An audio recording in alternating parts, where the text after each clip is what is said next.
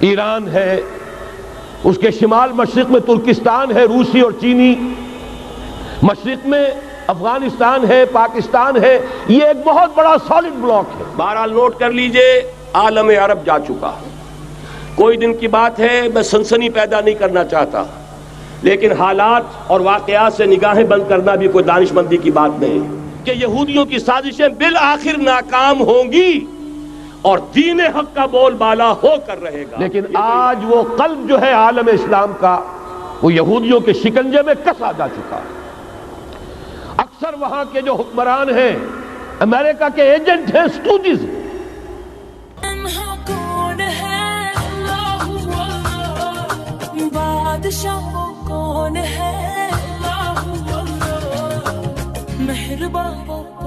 اعلان بالفور 1917 یہودی آباد ہونے شروع ہو گئے، اور اصل میں اسی کے لیے خلافت کو منسوخ کرایا گیا۔ سلطان عبد الحمید، اگرچہ یہ ترکی خلافت جو ہے مرد بیمار کمزور، پھر بھی وہ مسلمانوں والا جذبہ اتنا تھا، انہیں بڑی سے بڑی رشوت پیش کی گئی تھی۔ ظاہر بات ہے یہودیوں سے بڑھ کر رشوت دینے والا کون ہو سکتا، جن کے ہاں ایسے بینکر ہوں جو 40 بلین ڈالر کا ایک چیک لکھ سکیں۔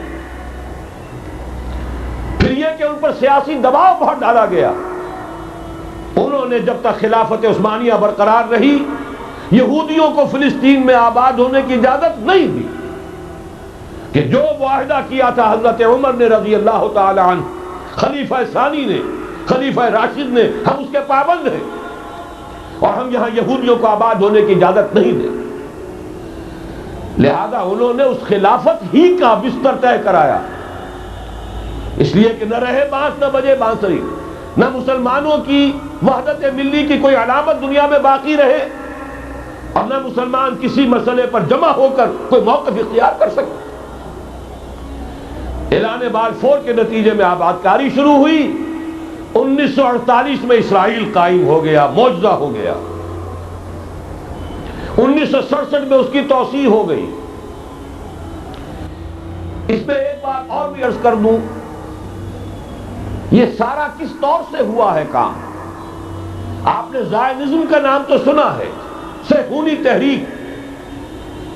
خود اس کا جو بابا آدم تھا، آرڈر آف الومیناٹی، 1776 یکم مئی یہ نظام قائم کیا وائساپ نے، اور اس نظام کے تحت فری میسنری اور lodges of the great Orient قائم کیے گئے۔ یہ سارا ہتھ کنڈا وہ ابلیسی نظام، اس کی تفصیل ایک کینیڈین آتھر نے لکھی ہے کتاب میں، پاؤنز ان دی گیم۔ یہ سارا دھندا ایک شیطانی چکر ہے، ابلیسی چال ہے، اور اس کے ذریعے سے اسرائیل قائم ہوا اور اس کی توسیع بھی ہوئی 1967 میں۔ اب یہاں تک پہنچنے کے بعد ان کے پیش نظر بقیہ دنیا کی تسخیر اور اسے فتح کرنے کا معاملہ ہے، اور سب سے بڑھ کر اسلام کی بیخکنی اور اس کا راستہ روکنا، یہ ان کے پیش نظر ہے۔ یریدون لیطفئوا نور اللہ بافواہہم۔ صورت اس وقت کیا ہے؟ یورپ اور امریکہ سے آپ مشرق کی طرف آئیے، پہلے عالم عرب ہے، عرب مسلم ورلڈ۔ مجھے یہ کہتے ہوئے سخت دکھ ہو رہا ہے، پورا عالم عرب وہ فتح کر چکے، وہ عرب ممالک کے جو اسرائیل کے ساتھ کسی میز پر بیٹھ کر گفتگو کرنے کو تیار نہیں تھے۔ آپ دیکھ رہے ہیں کہ لائن لگ گئی۔ کبھی صرف انور سادات نے ریکگنائز کیا تھا، پوری دنیا میں شور مچا تھا، اس پر لعنت ملامت ہوئی تھی۔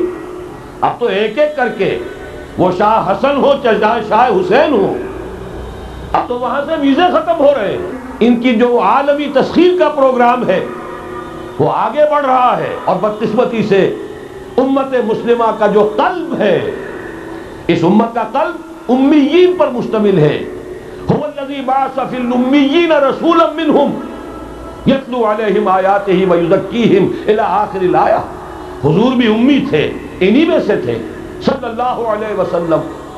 لیکن آج وہ قلب جو ہے عالم اسلام کا وہ یہودیوں کے شکنجے میں کسا جا چکا ہے۔ اکثر وہاں کے جو حکمران ہیں امریکہ کے ایجنٹ ہیں، اسٹوڈیز ہیں۔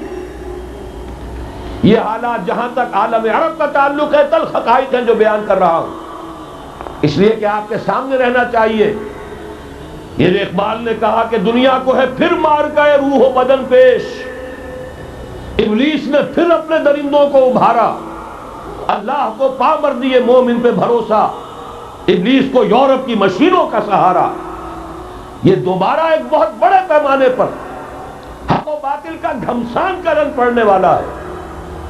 ملاحم کی جو حضور صلی اللہ علیہ وسلم نے پیشین گوئیاں فرمائی، الملحمۃ العظمی، تاریخ انسانی کی عظیم ترین جنگ جو ابھی آنے والی ہے، اس کو سمجھ لیجئے اچھی طریقے سے کہ اس میں جو قوتیں ایک دوسرے کے مقابل آ رہی ہیں وہ کون سی ہیں۔ نیو ورلڈ آرڈر کہنے کو امریکہ کے زیر قیادت ہے، حقیقت میں امریکہ خود یہودیوں کے پنجے میں ہے۔ یہ وہی ابلیسی طاقت ہے جو آگے بڑھ رہی ہے۔ عالم عرب کو فتح کرنے کے بعد اب ان کے پاس اگلا عالم اسلام کا حصہ ہے، غیر عرب مسلم ورلڈ۔ ایران ہے، اس کے شمال مشرق میں ترکستان ہے، روسی اور چینی، مشرق میں افغانستان ہے، پاکستان ہے۔ یہ ایک بہت بڑا سالڈ بلاک ہے۔ اس کے بعد اگرچہ ہندوستان آتا ہے، بھارت، ظاہر بات ہے کہ وہاں مسلمان اقلیت میں ہے سوائے کشمیر کے، لیکن یہ نوٹ کیجئے کہ وہاں بھی کم سے کم 15-18 کروڑ مسلمان موجود۔ اس سے آگے ہے پھر فار ایسٹ، ابھی انہیں فتح کرنا ہے۔ نیو ورلڈ آرڈر کا یوں سمجھئے کہ ابھی یہ ہارڈ نٹ ٹو کریک، ابھی ایک لوہے کا چنا ہے چائنا کی شکل میں موجود۔ اور مجھے یاد آ رہا ہے ڈی گال کے الفاظ بہت سے لوگوں نے سنے ہوں گے۔ اس نے کہا تھا کہ ہم نے خام خواہ روس کو اپنا دشمن بنا لیا ہے، وہ تو ہمارا بھائی ہے، وائٹ ریسس، وہ تو بنیادی طور پر یورپین قوم ہے۔ Beware of the yellow masses of the East, تمہیں گھبرانا چاہیے، تمہیں خبر لینی چاہیے۔ وہ مشرق بعید کے جو زرد رو لوگ ہیں، China, Indochina, Japan, yellow races, ابھی اس نیو ورلڈ آرڈر کے لیے جو فتح عالم اور تسخیر عالم کا پروگرام ہے، اس میں پہلے غیر عرب مسلمان دنیا اور پھر یہ فار ایسٹ کا خاص طور پر یلو ماسز، یہ ہے کہ جنہیں ابھی انہیں ٹیکل کرنا ہے۔ اور اسی لیے میں عرض کرنا چاہتا ہوں، حقائق ہمارے سامنے رہنا چاہیے۔ عالم اسلام میں سے عالم عرب ان کے شکنجے میں جا چکا۔ کیوں بنا کر کھڑے ہوئے ہیں اسرائیل کو ماننے کے لیے اور سر تسلیم خم کرنے کے لیے؟ بہرحال نوٹ کر لیجئے، عالم عرب جا چکا۔ کوئی دن کی بات ہے، میں سنسنی پیدا نہیں کرنا چاہتا، لیکن حالات اور واقعات سے نگاہیں بند کرنا بھی کوئی دانش مندی کی بات نہیں ہے۔ یہ ایودھیا کی مسجد شہید کی گئی، ابھی یہ ایک بہت بڑا مزار جو ہے شہید کیا گیا، اور اس کے ساتھ کئی مسجدیں شہید کی گئی۔ یہ سب کیا ہے؟ یہ مسلمانوں کی نفس دیکھی جا رہی ہے کہ کوئی غیرت اور حمیت نام کی کوئی شے باقی ہے؟ جیسے علامہ اقبال نے وہ نظم لکھی تھی، عبد القادر روہیلا بڑا ظالم جفاجو کینہ پرور تھا، لیکن یہ کہ اس نے جو ایک ٹیسٹ لیا تھا کہ وہ جو عورتیں ہیں تیموری خاندان کی، ان میں کوئی رمق رہ گئی ہے؟ معلوم ہوا کہ نہیں، کہ غیرت نام تھا جس کا گئی تیمور کے گھر سے، ختم، غیرت نکل گئی۔ اسی طرح ایودھیا کی مسجد، اب چرار شریف، اور یہ کوئی دن کی بات ہے کہ اب مسجد اقصی کا نمبر آیا کہ آیا، اس کے لیے پوری تیاریاں ہو چکی ہیں۔ یروشلم کا مشرقی حصہ خالی کرایا جا چکا ہے، اس کے اندر اب پورا تسلط یہودی کر رہے ہیں، یہاں تک کہ اب کے یاسر عرفات صاحب نے بھی کچھ نہ کچھ جو ہے احتجاج کی بات کی ہے، حالانکہ اب تک ہر بات مان کر منقار دیرے پر تھا، لیکن یہ کہ ایک وقت آتا ہے آخر کار اسے بھی کچھ بولنا پڑ گیا ہے۔ لیکن یہودی اب پیچھے قدم ہٹانے والا نہیں ہے۔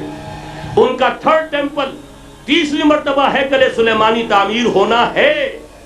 نوٹ کر لیجئے، ان کے لیے وہ وہی کچھ ہے جو ہمارے لیے کعبہ ہے. ان کے لیے ہیکل سلیمانی بالکل وہی حیثیت رکھتا ہے جو ہمارے لیے کعبہ. وہ ہیکل سلیمانی ایک مرتبہ پہلے نبوکدنضر کے ہاتھوں مسمار ہوا, پھر سن 70 عیسوی میں ٹائٹس کے ہاتھوں مسمار ہوا. سن 70 کے بعد آج 1995 میں کتنے برس ہو گئے؟ پورے 1925 برس ہو گئے کہ ان کا کعبہ زمین بوس پڑا ہوا ہے. اب تک تو ان کا بس نہیں تھا, اب تو بس ہے کہ نہیں؟ اب ان کی حکومت ہے کہ نہیں؟ اب شاہ حسن ہو چاہے شاہ حسین ان کے نوکر اور چاکر ہیں یا نہیں؟ اب انہیں ڈر کس کا ہے؟ لہذا کوئی دن کی بات ہے مسجد اقصی شہید ہوگی اور ٹیمپل کی تعمیر شروع ہوگی. یہ تو بہرحال ایک نقشہ ہے. اگلا نقشہ آپ کو بتانا چاہتا ہوں, ایک دوسری تصویر ہے. یہ تصویر ہے زمینی, ایک تصویر ہے آسمانی. وَمَكَرُوا وَمَكَرَ اللَّهُ وَاللَّهُ خَيْرُ الْمَاكِرِينَ. انہوں نے اپنی سی تدبیریں کی, اللہ نے اپنی تدبیر کی, اور ظاہر بات ہے اللہ کی تدبیر سے بہتر تدبیر کس کی ہوگی؟ چنانچہ یہودیوں کی سازشیں اس وقت بھی ناکام ہوئی تھی یا نہیں؟ ظاہر بات ہے جاء الحق وزهق الباطل ان الباطل کان زہوقا. لہذا یہ آیتیں دونوں اعلان کر رہی ہیں کہ یہودیوں کی سازشیں بالآخر ناکام ہوں گی اور دین حق کا بول بالا ہو کر رہے گا. یہ تو ان آیتوں سے ظاہر ہے. یریدون لیطفئوا نور اللہ بافواہہم واللہ متم نورہ ولو کرہ الکافرون. یریدون ان یطفئوا نور اللہ بافواہہم ویابى اللہ الا یتم نورہ ولو کرہ الکافرون.